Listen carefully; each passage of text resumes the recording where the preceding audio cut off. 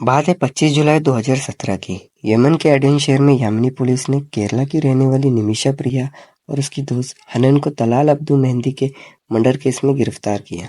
यह खबर जब मीडिया में आई तब पूरे शहर में तहलका मच गया कि कैसे केरला की नर्स ने अपने पति की हत्या कर लाश पानी की टंकी में छुपा दी। जब यह खबर केरला के इडुक्की में रहने वाले टोनी थॉमस को मिली तब उसके पैरों तले से जमीन खिसक। आपको बता दें कि जिस निमिषा प्रिया की बात हो रही है दरअसल वो टोनी थॉमस की पत्नी है। थॉमस ने निमिषा से कांटेक्ट करने की बहुत कोशिश की पर बात नहीं बनी। थॉमस के मन में कई सवाल जैसे ये तलाल अब्दू मेहंदी है कौन और ये निमिषा का पति कैसे। थॉमस और उसकी 5 साल की बेटी को यह नहीं पता था कि यह केस कुछ दिनों या महीनों का नहीं तो सालों साल चलने वाला। निमिषा के अरेस्ट के 1 साल बाद निमिषा को यमन कोर्ट ने दोषी करार दिया और फांसी की सजा सुनाई। वही 30 दिसंबर 2024 को यमन प्रेसिडेंट अल राशिद यमन ने मर्सी पिटीशन को खारिज कर 1 महीने के अंदर निमिषा को फांसी देने का ऑर्डर दिया। That sentence had been reluctantly approved by the president Rashid Al Alimi. अब सवाल ये उठता है, आखिर कौन है ये निमिषा प्रिया और क्यों गई थी ये यमन। केरला में रहने वाली निमिषा के माता पिता मजदूर थे, लेकिन बचपन से होशियार निमिषा को स्कूल एजुकेशन और नर्सिंग कोर्स में लोकल चर्च ने फाइनेंशियल सपोर्ट किया था।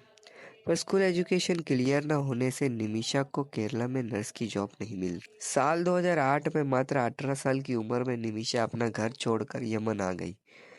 यमन की राजधानी सनन में निमिषा एक सरकारी हॉस्पिटल में जॉब करने लगी।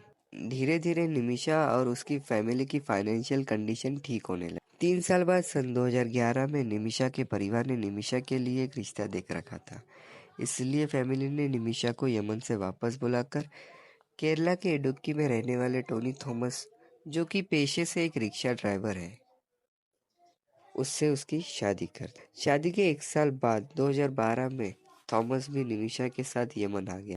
निमिषा सनन में नर्स का काम करने लगी और वही थॉमस एज ए इलेक्ट्रिशियन काम करने लगा। दिसंबर 2012 को दोनों को एक बेटी पैदा हुई।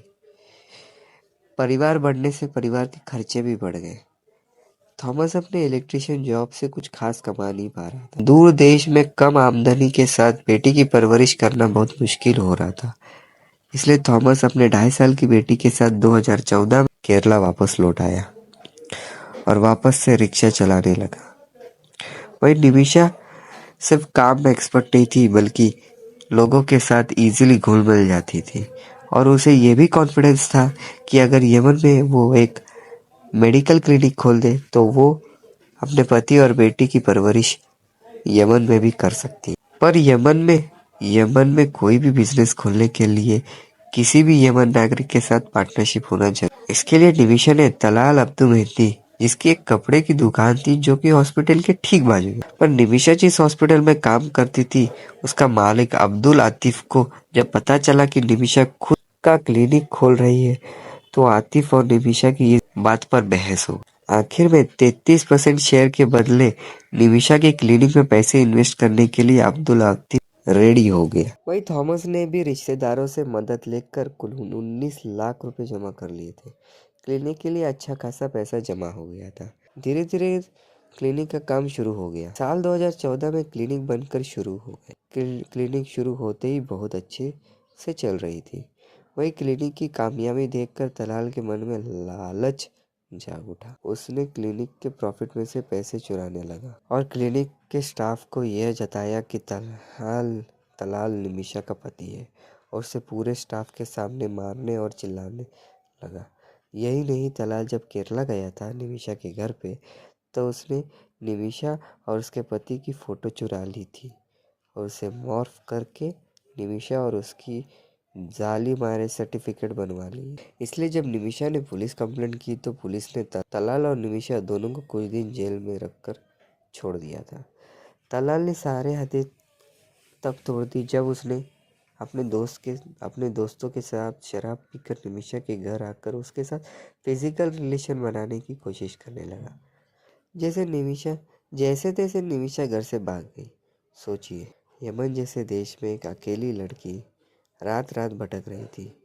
निमिषा ने अपने पति से कई बार कांटेक्ट करने की कोशिश की पर तलाल ने होने नहीं दी। तलाल ने निमिषा का पासपोर्ट भी उससे छीन लिया था। तलाल कई बार जेल जा चुका था, कभी निमिषा के कारण तो कभी दूसरों के साथ बदतमीजी करने के कारण। वही जेल के एक वार्डन ने, जो कि निमिषा की क्लिनिक में चेकअप के लिए आते रहता था, उसने निमिषा को एक सुझाव दिया। कहा कि तलाल को धोखे से बेहोशी की दवा दे दो, उसे हम पता कर लेंगे कि पासपोर्ट कहाँ है। वही जब तलाल शराब पीकर घर आया तो निमिषा ने तलाल के गर्दन पर इंजेक्शन घुसाया।